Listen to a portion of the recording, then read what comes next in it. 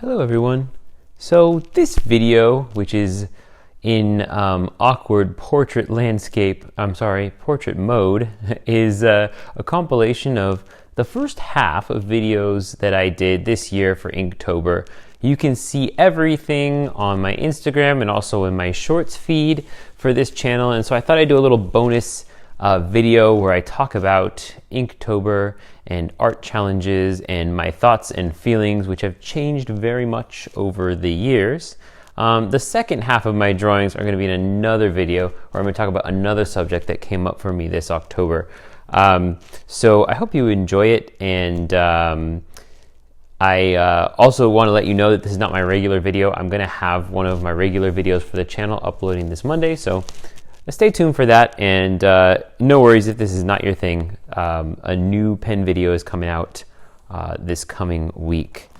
So, so art challenges. If you are not in the know about what Inktober is, it is a daily drawing challenge, and there's lots of challenges like it. If you like mermaids, you can participate in Mer-May. If you like monsters, there's Kai-June. Robots, March of the Robots, all throughout the year, and there's a lot of different challenges that you can do, and most of them boil down to pretty much the same thing: draw every day. And it's something you hear artists say all the time: draw every day. You need to draw every day. How come you're not drawing every day? And it's led me to think a little bit about the grind of being an artist on social media. And what does that mean? Challenges are a way to improve yourself.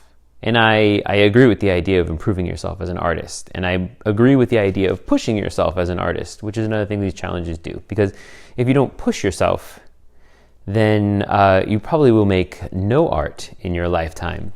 But I've recently become a bit divorced from the idea of drawing every day, which is something that I've always accepted wholeheartedly as an artist who's not a professional, who looks at professional artists and the work output they do and thinks, I could never do that. It must be because I don't draw every day, and all of the guilt and the pressure that comes along with all of those things, which I've just sort of taken in as part of the artist journey, and thought that the reason that I didn't feel like I was good enough is because I actually wasn't good enough. But that leads to that other question: what's on the other side of this challenge? If I say I'm not good enough for what? What is it that I actually want out of an art challenge? What do I expect to have happen? And I've come to realize that my goals might be a little bit different from what I thought they were, because I had never really thought about them. Sure, I could sit down and create a brand new drawing every day, which you are seeing in front of you, and you might notice the numbers skip around a little bit on these titles, and I will explain why that is a little bit more towards the end. But it is interesting that a lot of the advice that I've been getting on art lately, on what makes you succeed, are from people who are succeeding with social media, with the internet. And being successful on a platform doesn't necessarily make you successful in life or successful in your own personal goals as an artist.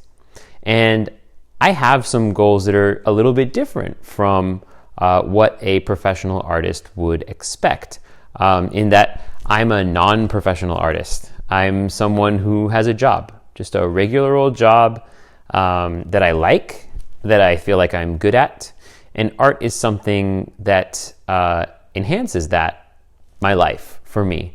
But it's not something that I want to do for my vocation. I don't mind making some money off it. I mean, if you have money to give me, I'll take it. But I don't plan to retire from my job as a middle school teacher anytime soon. So the question is, what am I trying to improve towards? And I think what I found is, I actually don't want to be someone who grinds and puts out output daily or even weekly, because I don't enjoy my life when I'm doing that. And I think that there have to be sacrifices when you decide you're not going to do something that's traditionally perceived as successful. And I realize that I'm already making a sacrifice by being a non-professional artist, by being someone who doesn't have to make money off of their art in order to continue making it. So I'm actually kind of proud of that. And you might notice about me that I have this sort of attitude when it comes to my art, that it's about making things that you enjoy, but it's also about giving the things that you like time to surface, giving yourself the opportunity to live your life, to enjoy your life, and to enjoy the process of creating art. Some of these daily challenges really put the grind into you, where you're just trying to churn out idea after idea, and sometimes you get something great, sometimes you get something that you hate, and you have to put it out anyway because you got to do one every day. And a lot of times you end up getting lost in the production of idea after idea, that you don't get to just really enjoy the process of creating something new that you really like. So I tried to avoid that this year. I've done Inktober several times. Inktober was actually the very first drawing challenge I ever did. I have skipped it a few years, but on and off, I think I've maybe done 5 Inktobers. This year, I went with something different. I wasn't really feeling the Inktober prompts, the official ones that they put out, so I found this other set of prompts that was a little more my style, called Plastober. I'm not sure what that term means, but kind of like the first half is like the word plastic, which reminds me of the scientific term plasticity, which means that something is moldable or able to be molded into a shape. So you might say that clay, for example, is something that has plasticity. And the reason I think this might be what this set of prompts means is because the way it was set up was 3 days of drawing and 1 day off.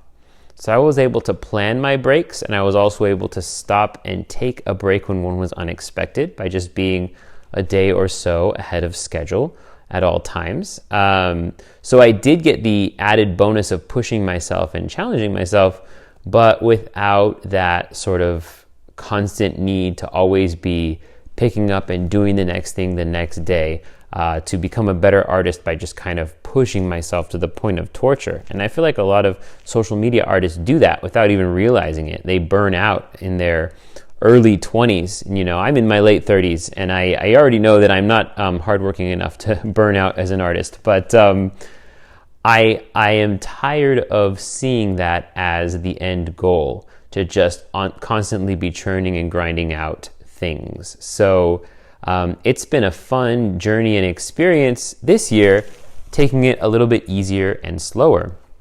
And I wanted to take this moment to make this video to remind those of you out there that are trying to improve at something, whatever it might be, learning your vocation, being in school, art specifically, but maybe other things that you're just trying to be better at.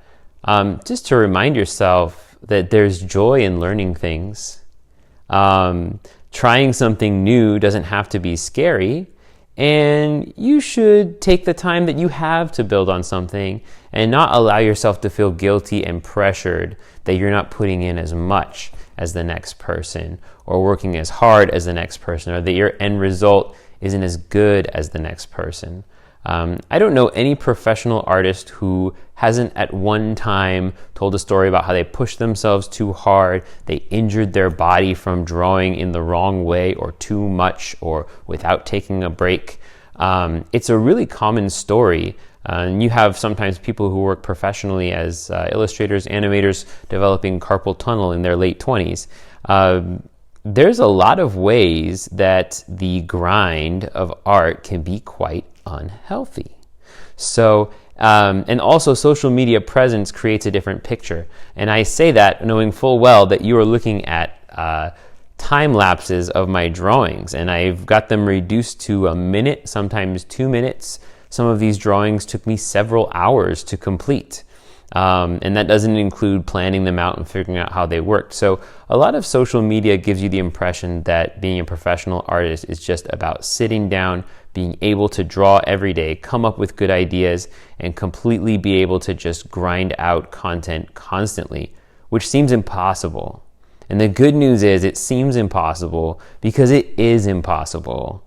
There's mess ups along the way, there's creative block, there's days when you're just too tired, there's days when you got to spend time with your family and your loved ones, and those things are more important than your art, especially if you're drawing silly little drawings like mine.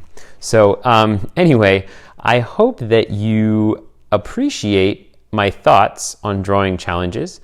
Let me know in the comments below. Do you participate in drawing challenges? Or what's some really bad art advice that you've learned later in life is not healthy?